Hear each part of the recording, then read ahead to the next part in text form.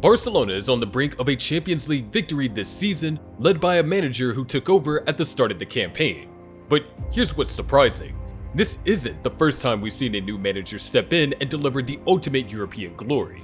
It's happened before, and it could very well happen again. So let's look back at the first time Barcelona conquered Europe, the unforgettable 2015 triumph. Right now, it feels like something special is happening in Barcelona again. Under Hansi Flick, the team looks sharp, disciplined, and more importantly, hungry. It's not just about winning games anymore. It's about dominating, believing, and building a legacy. There's talk of a treble, and not just whispers. La Liga, Copa del Rey, Champions League, the biggest prize of them all, the Champions League, suddenly feels possible again. And if that sounds familiar, it's because we've seen this script before.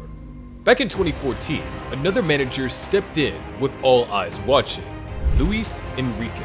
People thought he'd need time, thought he'd struggle, but instead, he didn't just fix Barcelona, he rejuvenated them. He took a team that had lost its shine and turned them into the most terrifying force in Europe. And the result? A treble, a dynasty, and a front three that would go down in football history. So before we get lost in what might happen with Hansi Flick, let's talk about the last time it did. But before the glory, there was frustration. Barcelona was still a big name, but something fell off. The dominance? Gone. The fear factor? Fading. And when the season reached its final moments, the cracks were impossible to ignore. In La Liga, it came down to the last game. All Barca needed was a win against Atletico Madrid at the Camp Nou. It was in their hands, but instead, they drew 1-1. And Atletico, Diego Simeone's gritty, relentless Atletico, walked away as champions. At the Camp Nou, that hurt. In the Champions League, it wasn't much better. Quarterfinals, knocked out by Atletico Madrid again. Two competitions, same opponent, same heartbreak. In Real Madrid, they went all the way and won La Decima, their 10th Champions League title. If you were a Barcelona fan, that stung even more. The only trophy Barca lifted that season, the Spanish Super Cup. And let's be honest, for a club of that size, it meant nothing. That season wasn't just disappointing, it was a wake-up call. Something had to change, fast. After the frustration of 2013-14, Barcelona knew that they couldn't keep going like this. The identity that once had made them feared across Europe was slipping away. The tiki-taka rhythm had started to feel predictable, teams had figured them out, and most importantly, the results just weren't coming. So the club made a bold decision. They appointed Luis Enrique, a former Barca player, a manager who had done well at Celta Vigo, not a superstar name, not someone the world was raving about, but someone who knew what the club stood for. He understood the DNA, the pressure, the expectation. But even then, the main narrative around his appointment was, he just needs to settle the squad. Nobody expected what was coming, because Luis Enrique didn't just come in to steady the ship, he came to rebuild it, and he did it fast. The club made serious moves that summer. They signed Luis Suárez from Liverpool, even with his ban from the World Cup still fresh. They brought in Ivan Rakitic, who added power and control in midfield. Claudio Bravo and Marc-Andre ter Stegen came in to fix the goalkeeping situation. And even though there were questions about who should start, it was clear this team was being built for something bigger. But more than the transfers, it was the structure, the discipline, the hunger. Enrique brought back a level of intensity that had been missing. Training sessions were sharp, the tactics evolved. This wasn't just tiki-taka for the sake of it. It was direct, aggressive, and lethal. And then came the front three. Lionel Messi, Luis Suárez, and Neymar. Three players, three completely different styles, one terrifying trio. People weren't sure how they would fit at first. Would Messi drift wide? Would Suárez clash with Neymar? Would it even work? But what unfolded was chemistry on another level. They didn't just play together, they understood each other. Movements were timed perfectly, runs were made with purpose, and the season wore on. MSN started to look like something that the world had never seen before. This wasn't just a rebuild, it was a rejuvenation.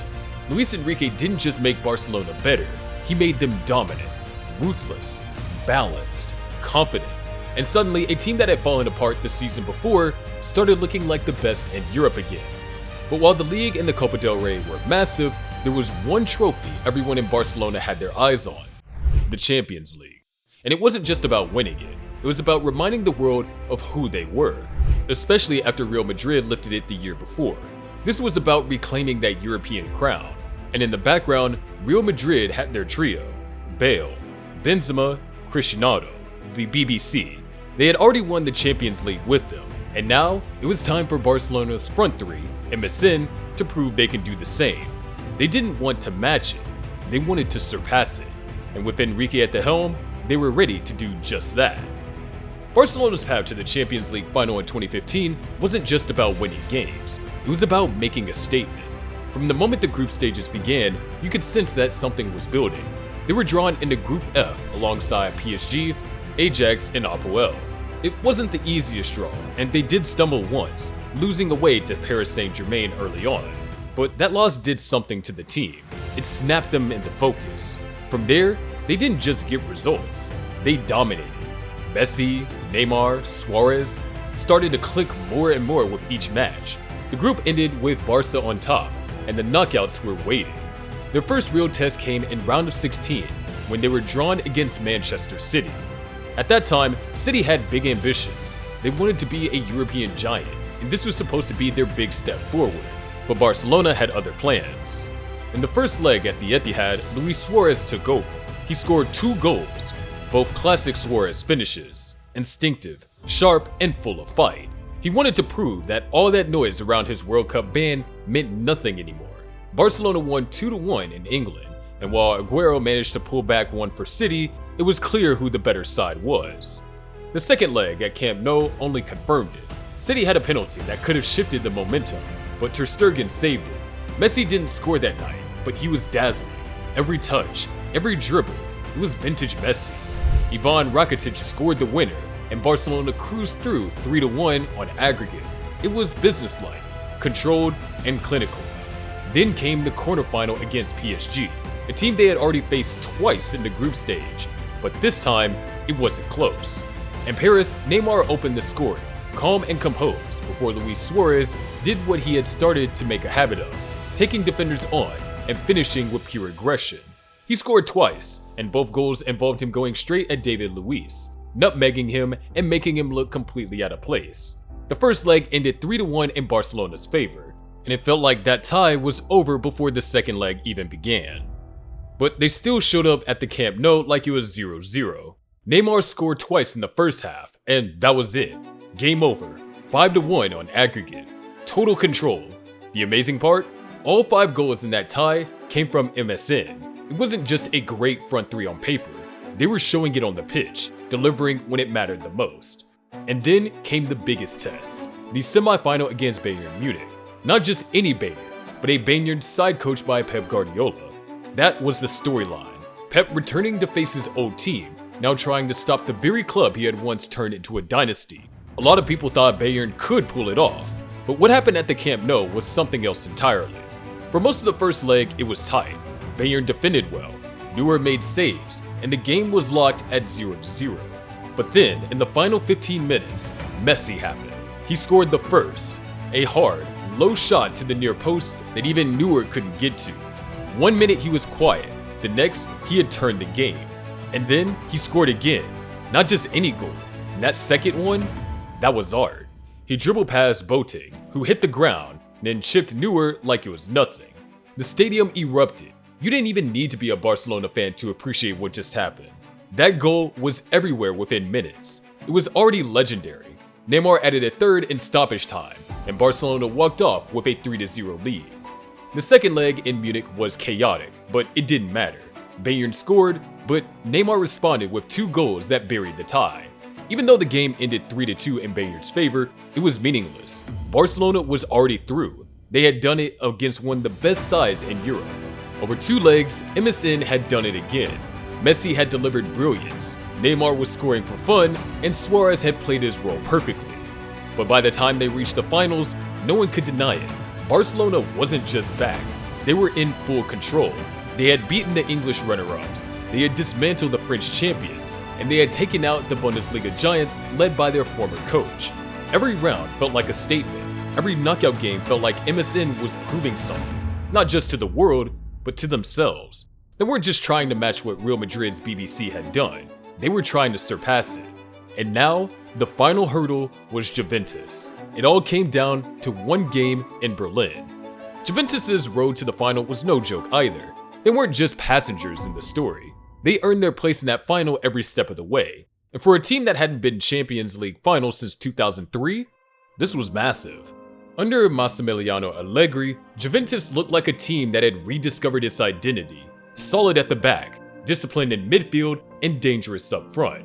They started their campaign in Group A alongside Atletico Madrid, Olympiacos, and Malmo. It wasn't the toughest group, but it wasn't easy either. Juventus lost twice in the group stage, to have Atletico away and to Olympiacos. But they recovered well, and by the time the group ended, they had secured second place behind Atletico. That wasn't an ideal way to start, but it built character. It gave them the kind of grit you see throughout all their knockout games. In the round of 16, they were drawn against Borussia Dortmund, and that's where things started to click. Carlos Tevez was absolutely on fire. In the first leg in Turin, he scored the opener, then set up Alvaro Morata for the second. They won that game 2-1, then went to Dortmund and completely shut them down. Tevez was unplayable in the second leg. He scored twice and assisted another. Juventus ran away with it, 3-0 in Germany and 5-1 on aggregate. That performance sent a message to the rest of Europe. Juve weren't here just to make up the numbers. Then came the quarterfinal up against Monaco, and this one was gritty. It wasn't pretty, but that's what made it so impressive. Juventus knew how to dig deep. Arturo Vidal scored the only goal of the tie, a penalty in the first leg. The second leg in Monaco was tense, tight, and full of pressure, but Juventus held firm. They showed that they could win when it's not about flair, but when it's about discipline and structure. That ability to manage games was key to their whole run. And then the semi-final, the big one, Real Madrid, the reigning champions, the team that had knocked out Barcelona the year before. Everyone expected Madrid to handle the tie, but Juventus had other plans. In the first leg in Turin, Morata, who was on a loan from Madrid, scored the opener. There was something poetic about that. Tevez then scored a penalty to make it 2-1. It was a statement win, but the job wasn't done. The second leg at Bernabeu was massive. Ronaldo scored a penalty and leveled the tie on aggregate, but Juventus didn't panic. Again, it was Morata who stepped up, scoring the equalizer, his second goal over the two legs. And this time, it was the goal that crushed Madrid's hopes. Juventus had taken out the defending champions and were on their way to the final. The Juventus side wasn't loaded with big flashy names like Barcelona, but they were built like a machine. Buffon was still at the top of his game. Chiellini and Bonucci were warriors in defense. Pirlo brought the calm and class midfield, and Pogba was rising fast, showing why everyone rated him so highly. Vidal was everywhere, pressing, tackling, creating, and up front, Tevez and Morata had been clutch all season. So when Juventus reached the final, it felt like a clash of two giants, but in completely different ways. Barcelona had the front three that couldn't stop scoring. Juventus had a team that wouldn't go away. And now they were about to meet in Berlin, with everything on the line: the treble, the glory, and the biggest prize in club football. The final in Berlin was one of those nights that felt special, even before the ball was kicked. You had two teams with completely different styles and stories, both fighting for a treble, both filled with big personalities, and both backed by fan bases that expected nothing but greatness. And right from the start, the game had that electric energy. It didn't take long for Barcelona to make their statement. Just 4 minutes in, they carved Juventus open like a team that had been playing together forever. It all started with Jordi Alba darting down the left, playing it to Neymar, who didn't find Iniesta. And you know what happens when Iniesta has time and space. He picked out Rakitic with the perfect pass, and the Croatian slotted it in from close range. Just like that, 1-0 to Barcelona. And it was the fastest goal ever scored by a Barcelona player in a Champions League final, and one the fastest in the competition's history. That early goal wasn't just a moment of brilliance, it was a signal of intent.